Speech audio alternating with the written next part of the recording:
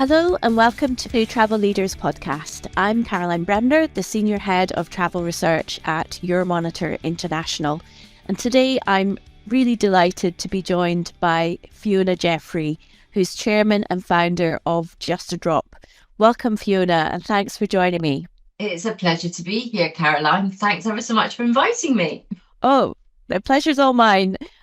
Fiona, we've known each other a long time, especially since your time as chairman of World Travel Market, where you were in charge for many, many years. And then more recently with Just a Drop being Euromonitor's headline charity partner. And we were all wondering, when did you become our headline partner? Your very first donation, and it was, thanks to your kind introduction to Euromonitor, Caroline, because as you know, we've been working together in partnership on World Travel Market and on the research side. But thanks to your introduction, your first donation was back in 2014. Mm-hmm. And then having worked with us for a couple of years on that basis, you kindly adopted us as headline partner in 2016. And over that time, you've supported our programs and projects across Asia, Africa, and Latin America. I mean, you, as a partner, you've been absolutely fantastic as an organization and as a team, because not only have you been supporting some of our mainstream programs, but actually you've been prepared to go to those destinations and support those communities that are particularly remote, where it's difficult to raise funds for, and as a result you've supported people in Cambodia, India, Uganda, Nicaragua. When we did our last calculation, you had actually supported as an organization over 20,000 people. And wow. When you end up thinking about how the impact that has on women and children in particular, be it in terms of their personal safety, health, their education, gender equality, economic growth, as well as climatic impact, it really is transformational. And you guys have made an incredible investment on improving people's lives for the long term. So we genuinely can't thank you enough. You've been fantastic to work with. And long may we continue to work in partnership together, because I hope we can add value through our work to Euromonitor and what it stands for and what it represents. Oh, well, I think we're all delighted to hear those numbers. I mean, the fact, of touching 20,000 people and having a positive impact on their lives is just really wonderful. And I guess for me, the main thing is that you've you created Just a Drop. Obviously, you saw there was a need for a charity like this. And what sort of really drove you to found it in the first place? Well, I took over running World Travel Market in 1994, Caroline, and then I eventually left, I think, in 2013. So I was involved for a long time in the organization. But when I took over, it was right at the time of massive growth going on in the travel and tourism industry. And I was very aware that the industry was using the world as its product, but I didn't feel it was doing very much to either protect the planet or give back to communities. So initially, back in 1996, I developed an environmental initiative, which is now recognised as World Responsible Tourism Day. Oh, yes. Which was really an educational programme at World Travel Market to encourage the industry to learn how to be more responsible in how they promoted and developed their travel plans and products. And at that time, people knew the word sustainability, but they were really confused by it. They didn't really understand what it meant. And the level of engagement, if I'm honest, was so poor. The industry just wasn't interested in environmental issues at that time. It made me feel as if I needed to come up with a better idea. At that time, I'd also just become a mum. And so I recognized that people who were working in the industry were also parents. And so I decided I needed to come up with an idea that sort of reached them more emotively, something that touched children and families, was global in its reach because we're a global industry, but also stuck to my values of being environmentally focused. And at that time, having done some research, I learned that a child was dying every 17 seconds from dirty water. It was the biggest killer of children under the age of 5. And having very young children myself, I found that really shocking. Yes. And then the other statistic that influenced my thinking was that at that time, just £1 could deliver clean water to a child for, a significant period of time. And so very naively, I thought, okay, if I can get £1 from everybody coming to World Travel Market, that would give me £45,000, and that collectively we would be able to make a difference. So it was a very naive start. And I think another sort of aha moment came when I was bathing both my kids, Cameron and Lauren. Lauren was just a few months old. Cameron was just nearly 4. And he had the really bad habit of sucking the dirty water out of a face cloth when he was in the bath. And I ended up saying to him one evening, I said, Cameron, you're really lucky to be able to do that. And he looked at me quizzically and he said, why, Mummy? And I said, well, in some parts of the world, if you did that, you would become very sick. And he said, well, would you die, Mummy? And I said, well, in some instances, they do. And so he got out the bath and I was drying Lauren. He was meant to be getting into his pajamas. And I found him about 10-15 minutes later in his toy box, pulling these things out of his toy box. And I was a bit cross because I said, Cameron, you're meant to be getting ready for bed. And he just turned around to me and he said, Mummy, take these toys to the children in Africa so they have something to play with while they get better. Aww. And I just thought, okay, if a 4-year-old child can understand the significance of safe, clean water, surely I could persuade people in our industry to recognise that how important it was as well. So that sort of really started the journey, I would say. And it was a combination of just feeling that as an industry, we had a responsibility to give back, and the cause that evolved was brought about by wanting to really impact communities and families, and still sticking true to our environmental values. Wow, so that's really fascinating to hear the sort of motivation and also just the connection with your own family. I mean, the thing about sort of water charities as well is that there's this constant sense of urgency, because the issues that you saw, 20, 30 years ago, in many parts of the world are still there. So there is this sense of, that we continuously have to fight to, provide safe water. And I saw that when you kindly arranged when I went to Uganda for work, and I was able to visit one of your Just a Drop projects in Uganda near Kampala. I mean, it was really eye-opening, meeting local communities, women's collectives, the local school children. I still remember they sang happy birthday to my son because it was his birthday that day.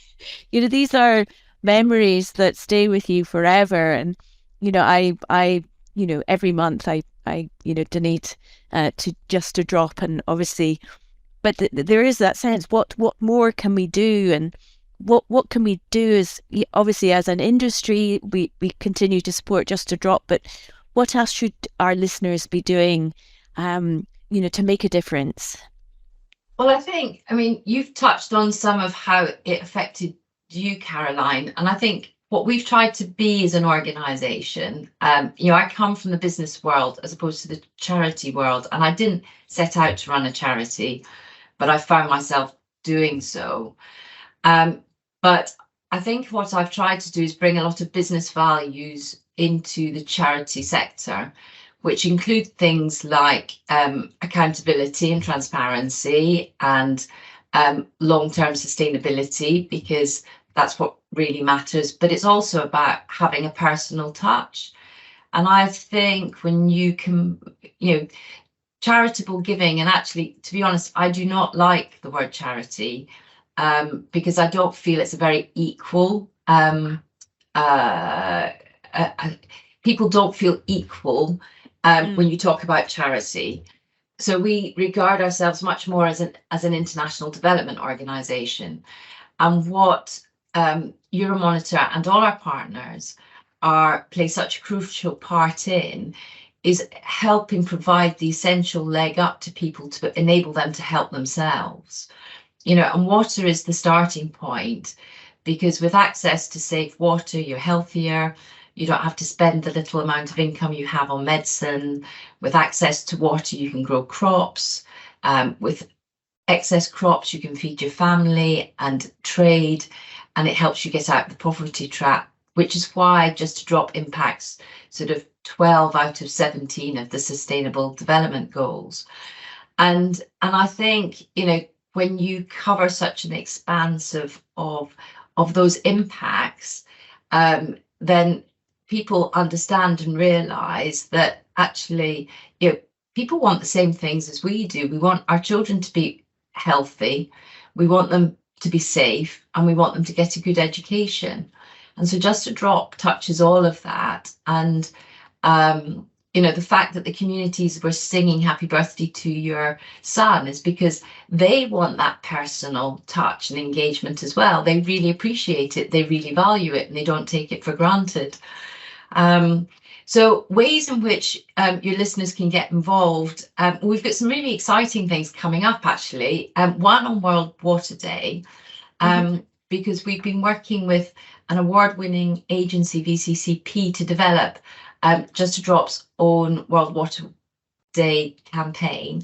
It's called The Walk to the Well, and we're challenging people to scroll through one woman's 9-kilometre walk to the well to collect water and back again. It's a real live walk, and it is now the longest Twitter thread ever made.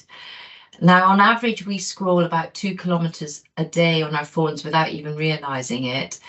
But we've taken footage which is following one of our mums in Kenya on her 9-kilometre walk there and back to collect water. And you just follow her journey, and you follow it for as long as you find that you're able to follow it. But as you drop off, we're going to ask you to like the tweet, and then we'll message you and we'll tell you how far you've actually walked. And you can compare that to how far Anne still has to walk, and then invite you to make a small donation, no more than £5, to help us stop the toil of women and children having to walk so far for water. And really, if your listeners can get involved in helping retweet, share it with family, friends. We want to take, make quite a frenzy around this on World Water Day, and it's called The Walk to the Well. And yeah, we'd love to hear how many of you've got involved and how far you've actually got. So we will be sharing that. And then other things that we're doing, we've got, and Euromonitor have been involved in Ride London in the past. So we've got, on the 28th of May, we've got a 100-kilometre cycle challenge around London and Essex. And then we've got a really fantastic hike in the Albanian Alps, which is happening between the 15th and the 22nd of September. And we are also going to be doing a football challenge, either towards the end of June or beginning of July, where we could get some any keen footballers in the Euromonitor team. We would be delighted to have a Euromonitor team for that. So we'll be sharing more details as that evolves when we've got a specific date. We've got 2 dates on offer at present, 29th of June and 7th of July. So so there's plenty to get involved with. But the most important thing for us is that it ends up feeling meaningful to your listeners and the people that engage in your organisation, because that matters to us. I definitely know a few people that will be signing up for that, especially the cycling. You may have met Fleur Roberts, our luxury goods manager. She really enjoys these challenges, and we also have very keen footballers. So when you talk about all the destinations that you're helping and supporting, I mean, it does seem that there's this really strong synergy with sustainable travel and tourism, and I know that's very close to your heart. And also the fact that you have in the past worked with the World Travel and Tourism Council, the United Nations World Tourism Organization, Fin Partners. There's a real strong, linkage to sustainability. And I just wondered, especially with what you've done, with the legacy that you've left with World Travel Market and the World Tourism Day, Responsible Tourism Day, is just fantastic that every year Harold Goodwin sort of has the awards, and, such great speakers and really interactive sessions. I mean, that's an amazing legacy to leave behind. And do you still feel that there is still some way to go in educating the industry, or do you feel that we're there and they actually do understand what sustainability is and the importance of it and how to be truly sustainable? It's a really good question, Caroline. The truth is, I probably do feel that World Responsible Tourism Day is the best legacy that I could have left World Travel Market, and I'm so pleased. It would have been very easy for somebody new coming in to say, "Oh, well, that's that's an agenda of the past, and we're looking to the future, etc." But fortunately, we managed to make World Responsible Tourism Day so fundamental to the ethics of World Travel Market, I think. That the team at Reed have kept it, and they've continued to build on it, and it's great that Harold is still championing it. The reality is, I think the pandemic did a lot to help people understand really what sustainability meant, but to my mind, actions speak louder than words, and we've still got a long way to go to get our industry on a sustainable footing. There are some companies, big and small, who've been engaged in this space for a long time, and there's some very notable companies, people like TUI and EasyJet Holidays. I know those companies and organizations and their senior management well, and they have shown excellent and outstanding leadership in this space. And you've also smaller organizations like Intrepid Travel and Pura Travel, Radisson Hotels. Some of the hoteliers are doing some amazing work. But the reality is they're still the top of the tree, and we need to embed sustainable practice into companies, organizations, much more than we are currently. Just a Drop is a good starting point to help people because it impacts CSR agendas and also ESG reporting. So it's one mechanic, but ultimately we all need to start measuring the carbon footprint of our organizations and looking at how we reduce that carbon footprint, and how we sort of reflect that in travel products and businesses moving forward. And it's not an easy task. Everybody's learning. We're all going on that journey together, and nobody's perfect.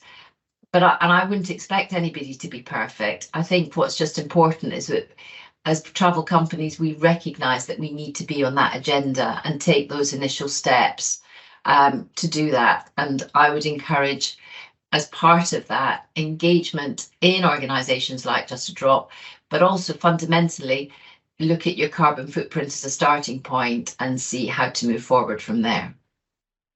It was great when we had the COP in Glasgow, COP26, and they launched the Glasgow Declaration. And obviously that must have been a proud moment for you as well.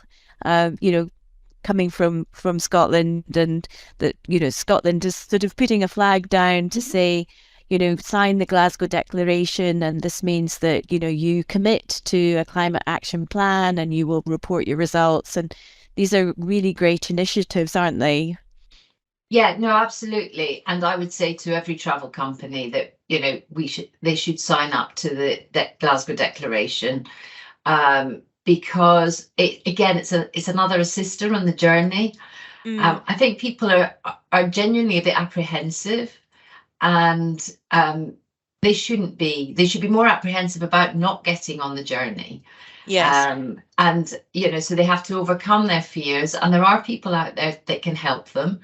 And nobody's expected to know everything and understand exactly what to do. But please start the journey and learn, and use it as a really positive feature of the future of your business, and the sustainability of our planet. It really is critical.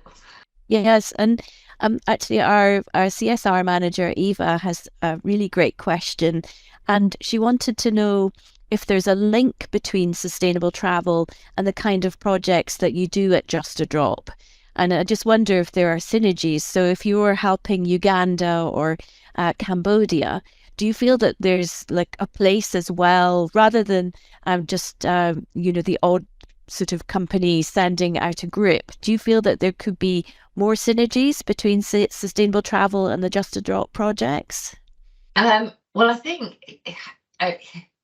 the synergy that exists is partly dependent on locations, and in some places there is synergy, very definite synergy. And we're working in Cambodia and Siem Reap, and Angkor Wat, one of the top tourism attractions, and most certainly when we end up with some of our programs and people want to go out and visit some of our projects, then they absolutely have the opportunity to do that. And we will do that anywhere with any of our destinations. So we've had teams out in Nicaragua, India. Radisson, we're out in Kenya. You've been out to Uganda. Recently, Ruth had a team out in Cambodia as well. But it's also the impact that Just a Drop has fundamentally on the ground for communities in the space of travel and tourism. And a really good example, and one which Euromonitor was absolutely involved in, was when they supported a gravity feed system in the southern eastern area of Uganda near the Bwindi impenetrable forest. Now, when the forest was created and made a national park to protect the gorillas, many indigenous tribes were forced to leave the area, and as a consequence they had no access to a secure, safe water system anymore. And you come into this sort of wildlife human conflict situation. But thanks to Euromonitor support, we were able to rehabilitate outside of the park a gravity feed system that provided over 12,000 people with access to a safe water supply closer to their homes, where they've been relocated. And quite a few of our programs and projects are linked to rural communities that are located next to or close to national parks. But again, communities such as those in Kenya are suffering some of the worst droughts that have ever been experienced in the last 40 years. So again, by putting rainwater harvesting jars in schools, travel companies are supporting local communities to collect water during the rainy season, and that helps them sustain and have a safe water supply during the dry season, which is absolutely transformational for schools, pupils and teachers alike. So yes, what we evaluate all the time is the impact that we are having, and we do create specific links between sustainable travel and Just a Drop. but it also depends on what locations we are operating in. Gosh, that's really fascinating to hear about the, the tangible impacts that you're having. And the fact that you're reaching so many people. So it's 12,000 people. That's 12,000 people. incredible. Yeah, no, and it wasn't the most expensive solution that we ended up having to do either. The great thing about our project engineers and officers is that, and that's again all part of our sustainability, and it's about coming up with low-tech solutions that are sustainable, and they're sustainable because they're right and appropriate for the environments in which we're working. So what we do in Cambodia is actually quite different to what we do in Nicaragua. And we share learnings across all our destinations. So, when we do a menstrual hygiene program in Uganda, we're also sharing aspects of that with people in Kenya to see what works, what doesn't work. So we do shared learning all the time. But, our hydrogeologists understand the local environmental conditions. And so we work closely with the communities to identify solutions that they feel is appropriate for them, and we know ends up being appropriate for the environment. And we develop solutions that are of a sufficient low-tech nature that it enables them to be looked after for the long term. So when people support work with Just a Drop, they know that they are making a long-term investment that really will pay dividends for those communities for the long-term future. Yes, I definitely saw that when I was in Uganda, and the well and the engineers that were involved, and just how transformational it was to the local community, and actually that the kids didn't have to skip school to go to the well. They could enjoy their lessons, and they were so proud of their school, and it was just great, sharing sort of resources with them. And I'm just even thinking as we're talking, I mean, maybe there's even something that we could do in terms of a mentorship program with Euromonitor and some of these kids that are benefiting from some of your amazing projects. So maybe we could brainstorm on that one day. Absolutely. I mean, the journey that Just a Drop itself has gone on is a development journey. I mean, we started focusing purely on water, sanitation, hygiene, education, because that's the starting point. But it's the starting point to so much more. It's the starting point to better health, more safety, better education, food security, gender equality, climate action. The impacts are significant right across the board. And that's why we have continue to evolve our development solutions, and what we do in some countries is different to others because they're at different stages in that development process. But the aim always is to develop sustainable solutions that ultimately these communities are able to build from and thrive from, and ultimately flourish in the way that they choose to flourish.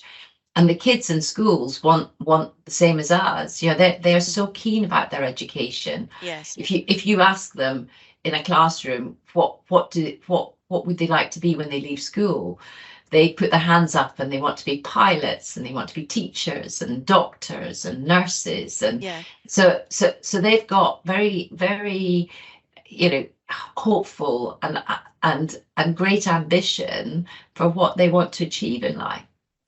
And so the Walk to the Well is an upcoming campaign. What should we be looking forward to from Just a Drop as we move into 23?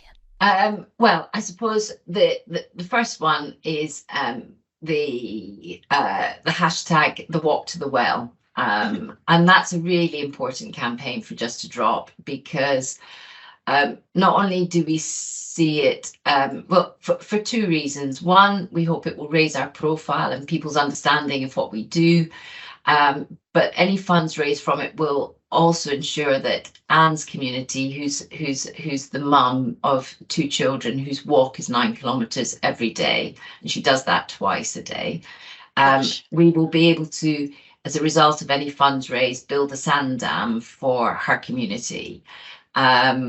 So it's a really important campaign for us, and we're delighted that, you know, Twitter and VCCP have been behind it in the way that they have and been so creative about it.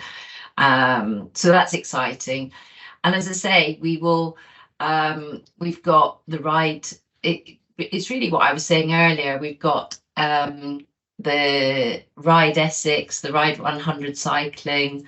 We've got a challenge in the Albania Alps. We've got a football tournament. We have our golf day. And in terms of our work, we will, well, I'm going to Nicaragua at the end of April. We've just had Melissa come back from Uganda. She said it was one of the best trips she has actually done, and she's been looking after Uganda now for at least 10, 11 years. And it was great to see the development work that was coming out of that. We're now in the northern region of Uganda, as well as near Kampala, where you were, Caroline, and in Bwindi. But Kapitali Byong is one of the poorest areas of Uganda and was an area that suffered under the Lord's Resistance Army for 10 years.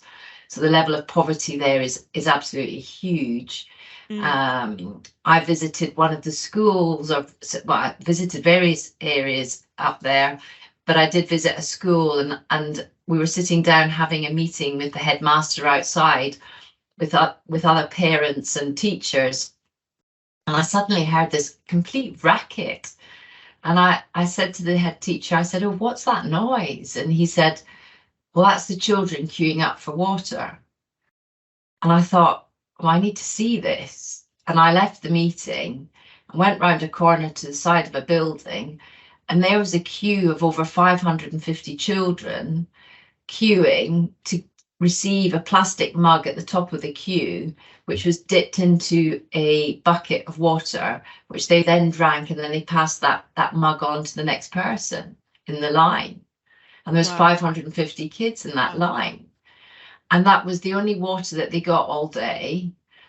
And when I continued with the meeting, the headmaster said that there was 746 children at the school. So I said, well, if there was 550 in the queue, where were the other 200? And he said, well, their parents can't afford to pay for the water, so they can't attend school. Oh, gosh. So I just thought, wow, you know, and it was one of the most impactful things I've actually ever seen. I've seen a lot of poverty in my life, but this really, really got to me. And there were 5 latrines for the whole school. A classroom, the little classroom with the really young kids had 200 children in it. Other classrooms had 100 kids in it. And so, you know, obviously we've been looking to fund and that program, but we are putting a borehole into the school. We are building a latrine block. As a starting point. We will do hygiene education. We will do menstrual hygiene management to keep the girls in school. So it's that sort of stuff that we are involved in, and it is about sort of making a lasting difference and giving people hope and belief that they can take ownership of their own futures, because that's what we need to encourage more and more. And, you know, people don't want to move and don't want to migrate if they can create their own livelihoods in their own homes. So that's what we are really trying to support. It's just such an amazing sort of organization. So I just want to say, I mean, you're really giving people that hope, that agency, so that they can really sort of forge their own lives and their own destinies. It's just such a great message, and not just a message, but actually, as you say, walking the walk and having positive actions and positive impacts. So I just want to say truly thank you, Fiona, for joining me here today on the Travel Leaders podcast. Well, thank you for having me, Caroline, and a massive shout out and thank you to everyone at Euromonitor, because there's no way that we would have achieved some of the work that we've done without your support and the backing that you have given us in a way that many other partners don't always do, because you support stuff that not everybody will support. And that's been massive for us. And we couldn't do what we're doing without the commitment of the communities that want to help themselves either. So, to my view, the whole thing is just about positive teamwork, and us all coming together to make a difference. And we just need to keep doing it. That sounds perfect. Thank you so much, Fiona. And if our listeners want to know more about Euromonitor CSR partners, or how you can help, create more positive impacts, and equally how Euromonitor can help your business meet your sustainability goals, please do check out the links in the podcast description. So thank you. That's it from us for today. Goodbye.